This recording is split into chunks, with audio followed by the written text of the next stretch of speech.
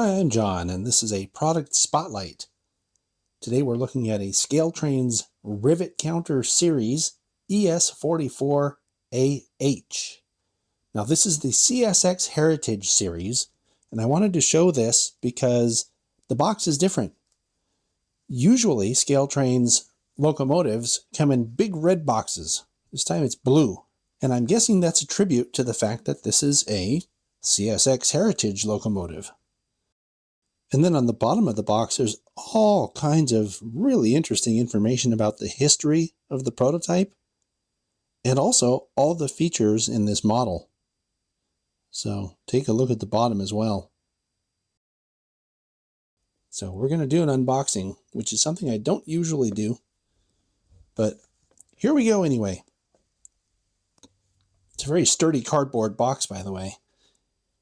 Here's our product manual, and this will contain all the information you need to maintain the model. So lubrication stuff, how to take it apart, all that kind of stuff is all in here. And I like the fact that they're using these sort of narrow user manuals. They used to have a trifold that was basically as wide as this box. So when you opened it up, it was like 3 feet plus wide. This is something that's a little bit easier to handle, I think, and could fit in your back pocket if you wanted to have it handy while you're operating. Of course, under the top foam, there it is. A nice model, all packed away. So I'm going to get this out of the packaging and we'll go from there. Very quickly, as I'm unpackaging the model, I came across a little bag with some spare parts. These are end caps for the trucks. So that tells me this has rotating end caps on the trucks, which is a really cool feature to have on a locomotive. As is always the case with ScaleTrains offerings, the model is very well packaged in a way that it would be very difficult to have it become damaged in transit. You can see all the foam protectors I'm having to remove from the handrails. So here we go. This is the model in its full splendor. At the time of this recording, ScaleTrains is offering these as DCC and sound equipped or DCC ready. The DCC ready version is listed for $204.99, and the DCC and sound equipped version, which this one is showing for $304.99. Now they also have a whole bunch of different variations on this model of locomotive with different paint schemes and different features because they're very prototype specific. So your best bet, as always, is to go to ScaleTrains' website, see if they have what you're looking for because there's quite a bit to choose from. The detail on this model is just off the charts. It's a ScaleTrains model, so this is what we've come to expect from them. Everything from photo-etched grille details everywhere you look, right, to the paint scheme, which is accurately reflected with a sort of a fuzzy paint line here in the blue. That's how the prototype is. And of course, the gray covers very well. And the print in the logo here and here, it's all very crisp. This is a gorgeous model. Also, you can see there's a bunch of little warning labels that they've attached as well. Something else I'll point out while we're looking at this side is just how detailed the trucks are. But moreover, look at the chain detail here. That's really cool. And it's even rusty, right? Speaking of rust, the wheels are treated with a rust color as well. So it's one less thing you have to do if you're going to weather this. The air tanks are very detailed, and there's a lot of little stuff picked out here with red paint around the fuel filling and the fuel glass here. Very cool.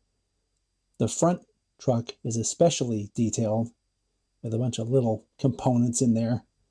Brake shoes. I mean, just everywhere you look, there's something on this model. And then the other thing I'm going to mention, I'll show you later on when we look at the other side, is all the piping and conduit and detail just under the sill in here. There's a lot to look at. So, wow. We're going to take a look at the detail around the cab in two parts. First, the cab itself. And for that, you can see it comes with the sunshade as well as whatever mirrors and other stuff around this window area. That's all separately applied detail. And then on the front of the model, you can see separately applied grabs everywhere you look. I believe the sand filler hatches are separately applied as well. They sure look like it. And you can see from this angle that the cab has a fully detailed interior, and the windshield wipers are very thin, to scale, separately applied pieces as well. Now looking at the detail around the pilot, again, separately applied grabs, very thinly rendered, separately applied handrails everywhere you look. The stepwell has the safety stripes that I'm always commenting on when I look at models like this. And you can see that they're photo etched see-through steps. Very cool. Also on the front, you can see it has the snowplow, and then all of this hose detail is separately applied. And then of course it has ditch lights, which we'll see they work as soon as we look at them.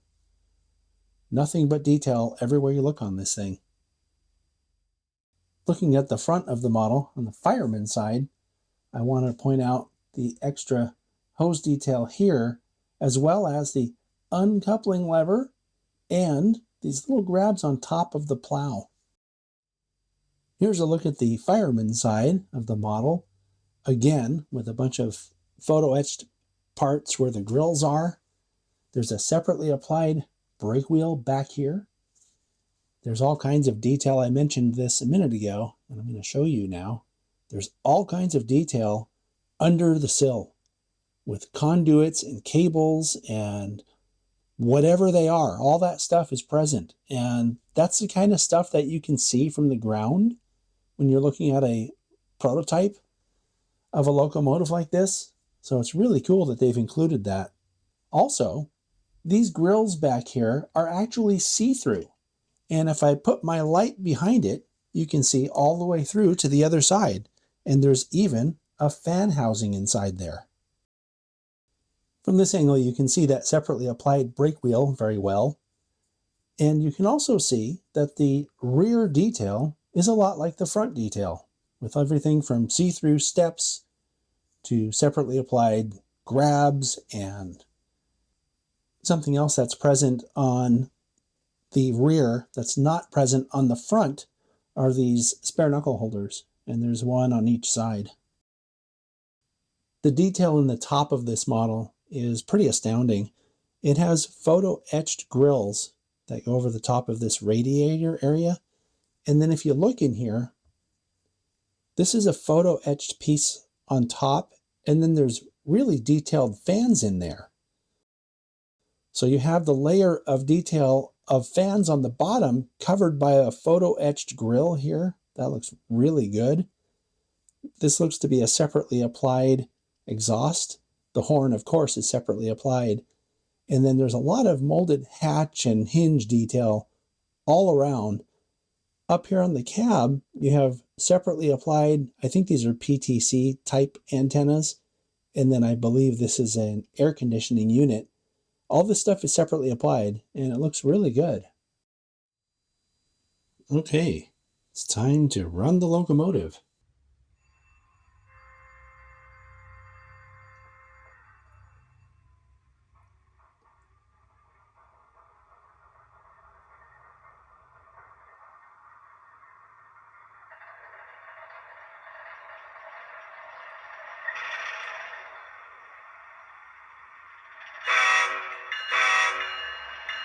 That's nice and loud.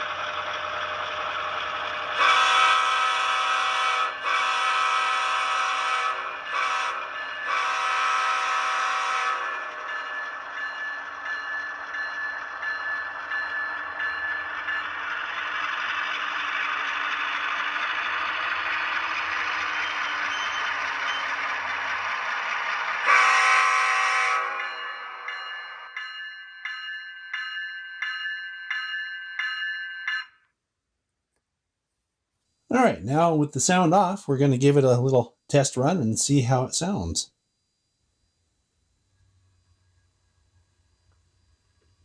Well, that's quiet.